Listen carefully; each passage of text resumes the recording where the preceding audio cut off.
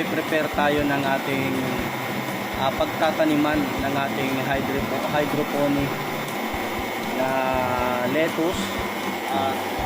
Gagamitin po natin ay yung mga lumang bote ng Coca-Cola. Ito yung 1.5 liter.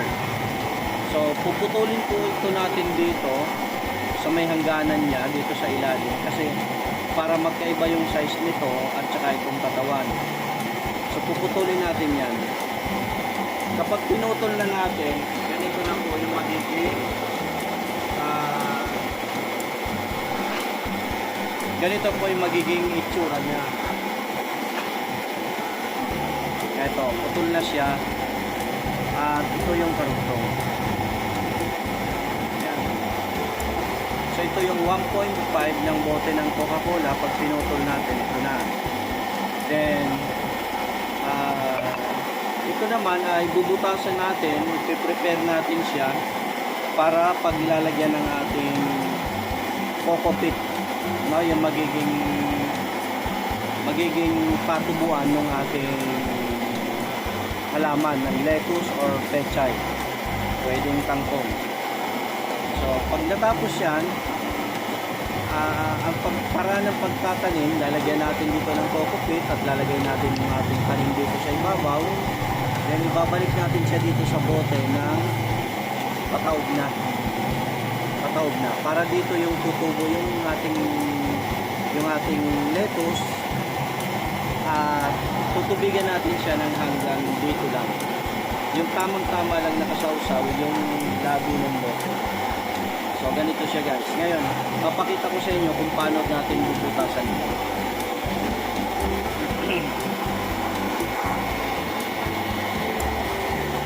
Okay, gumamit tayo ng pako na nilagyan ko ng tangkay ito, kasi ito yung pambubutas natin. So iinitin na natin siya sa ating kalan, di use oil. Yan, ganyan lang siya. Kinabaan ko lang yung hawakan para hindi mainit. Then pag mainit na siya guys, tsaka natin siya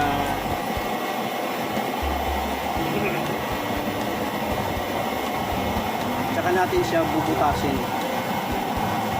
Lalagyan natin ng takip para hindi mahulog yung ating coco peat at bubutasan din natin dyan. So ganito ang pagbutas.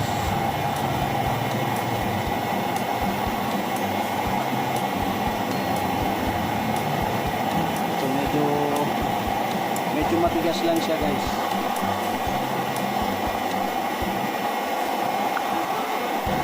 Ingat lang.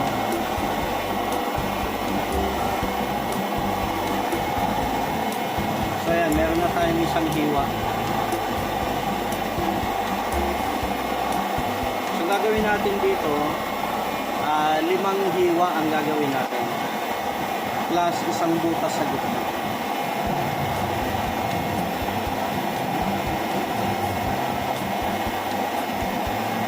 Pasa natin yung gitna.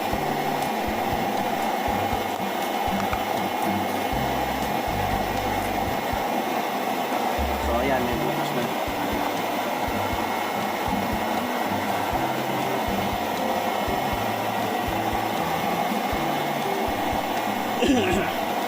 Para dyan lalabas yung ugat ng ating halaman.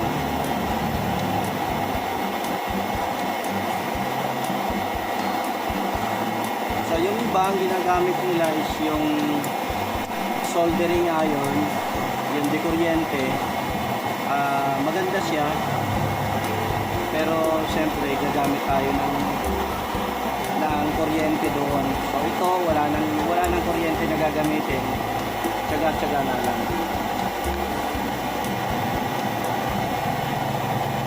So ayan, meron na tayong dalawang butas.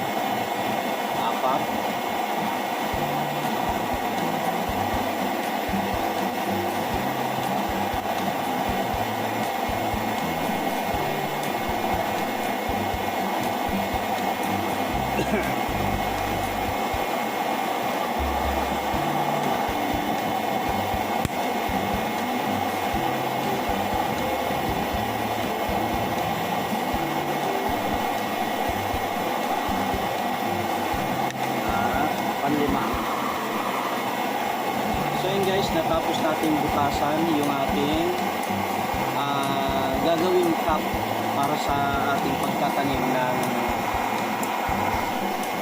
hydroponic lettuce.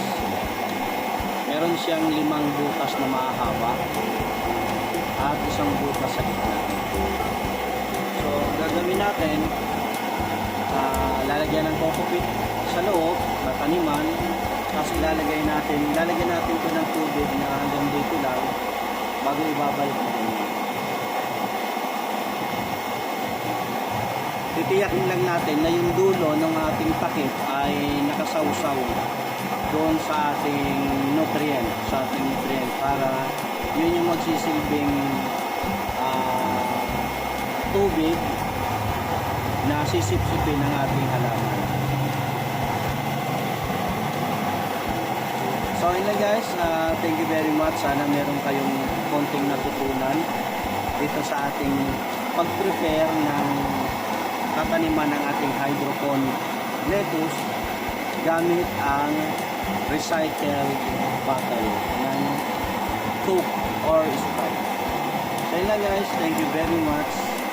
At yun sa mga bago sa ating channel, please subscribe and click the notification bell para updated po kayo sa susunod nating mga video. At hopefully may natutunan kayo, and Ganado TV, see you on my next